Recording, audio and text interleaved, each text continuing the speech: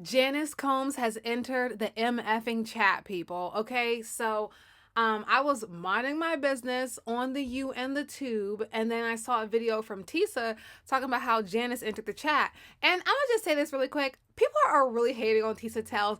No, Tisa, slander will be tolerated on this side of YouTube, okay? I freaking love Tisa. I don't care what anybody says. Period. But anyway, so I went online. I found this on a website called Deadline. That's kind of like morbid for a name.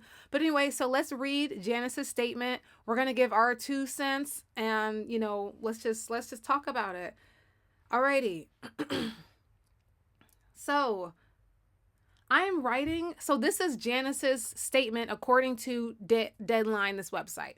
All right, I'm writing this statement to correct some of the lies presented in the Netflix Sean Combs The Reckoning, released on December 2nd, 2025.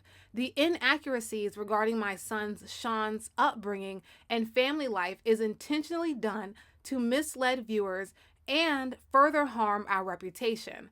Now, the thing about it is that these two things could be true. Like, we weren't there for Diddy's upbringing. We weren't there for how he started out. Now, we can assume based on, what we've seen, but we weren't actually there. So it's kind of like, I'm not saying that I don't have my own hypothesis and my own thoughts on this. You can watch the video where I talked about it, but at least, this is my first time hearing from her perspective, and, whatever. All right, so in the documentary, I am portrayed as an abubu parent. This is untrue.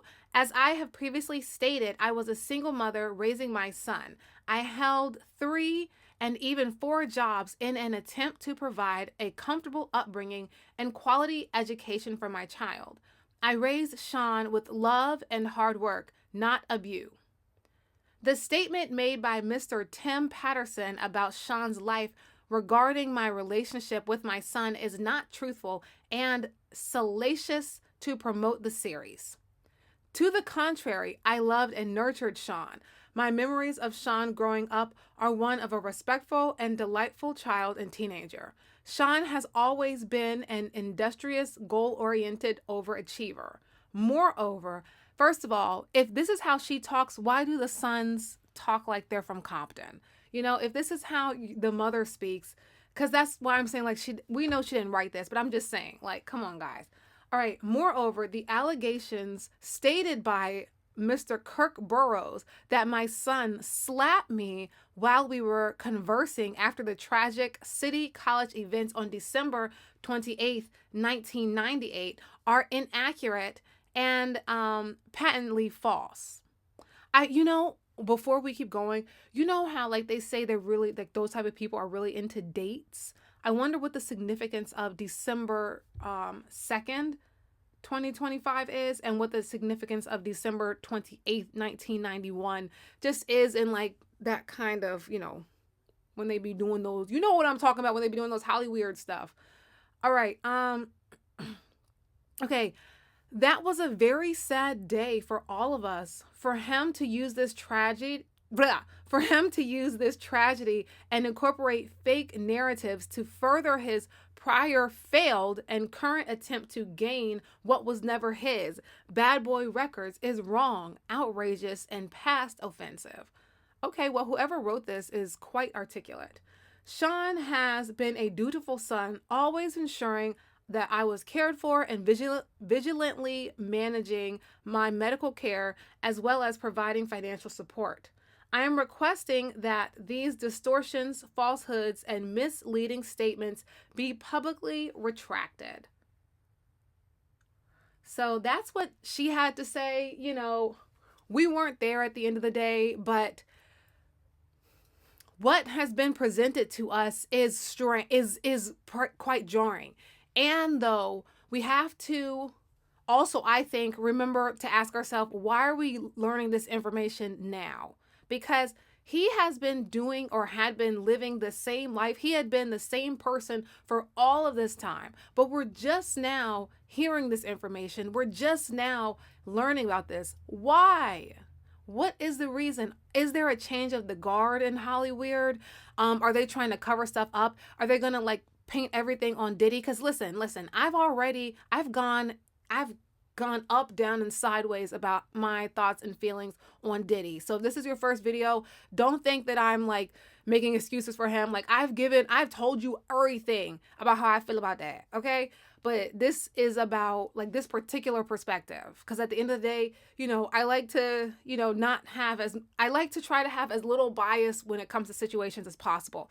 And though it's hard to, it's hard to believe what this statement is saying. Like, I'm gonna just keep it real with you. And also there's a lot more weird stuff going on here. And like clearly there is a power shift happening in Hollywood, but we don't really know why it's like that. You know what I'm saying? Like, we don't know, is the powers that were, are they just replacing and putting him in, and it's going to be the same business as usual, or are people being shifted out? Like, what is going on? Why now? And so I was talking to one of my friends, right, and he was saying that he thinks it's because of the Ciroc stuff, when Diddy started thinking he was bigger than the program and tried to like pull a big move on Ciroc, because this is a pattern. I'm big enough and understand enough to recognize that this is a pattern, because his behavior wasn't new. They been knew he was doing this stuff. But why now? It was like they punished him. That's why he didn't get a whole lot of time. That's why the jury was able to go home. That's why there was all these weird things that were happening with the situation, because he's just getting punished. This is not, I have no doubt in my mind that unless there's like a real change going on, that after his whatever, if he gets back in their good graces, he'll be fine. But like, if not, he's probably, if he even finishes his sentence, who knows? But I'm just saying, like, I'm conspiracy theorist enough to believe at this point that this is just a big farce. That's how I feel. That's how I feel about it. The statement just made me kind of feel that way. And then honestly, I just finished watching the Jaguar Wright interview. I'm going to do my like synopsis of that, because she put things into different types of perspectives. And, I'm inquisitive. So I don't know what the truth is. I'm just asking different questions, because there is a pattern of behavior that when specifically, I don't know about the other communities, but when a Black man from that industry tries to go against the program, it's like, no. You're still a puppet, dude. Like, don't think you're bigger than what you actually are. Like, get back in line. That's how it seems like they roll. Like, they will like knock somebody out, and then, they have to grovel a little bit to get back to in good graces. It kind of feels like some mob stuff. It kind of feels like that, yo. I'm just keeping it real. Kind of feels like that. So, but at the end of the day, like, that's why I be saying, like, we can watch this stuff, but that's why we have to live our own lives. We let them live their lives over there. We live our own lives IRL, because this is some weird stuff. And there's so many possibilities. Like, we don't know for certain anything. The thing that happened with MJ, it wasn't it when he was trying to make a move. All of these things, even every time that Diddy set somebody up, it was because they were trying to make a move on him that he wasn't rocking with. So it was just his time. This is what it seems like. It's just his time in the barrel. It's just his time to get punished. It's just his time to go through humiliation. It's just his time to go to jail. It's his time. Is he even in jail? Because the conspiracy theorist in me also is like, do we know for certain? Do we know for certain that he's always there? Like, we don't really know what is going on. Even when we have footage, we know now that a lot of footage is AI. So like, what can we really know 100% for certain?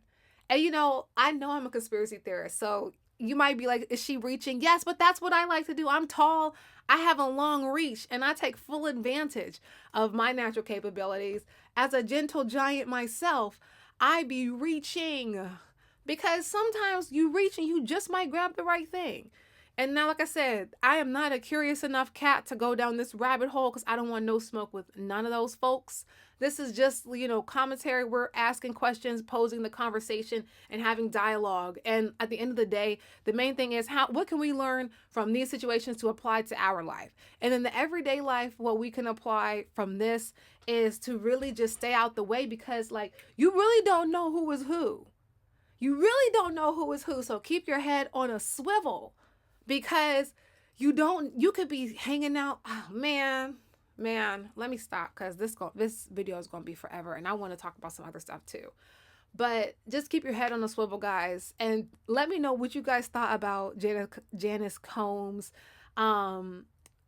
letter. And believe me, I went to the Tickety Talk, and like nobody was talking about it. So yeah, here we are.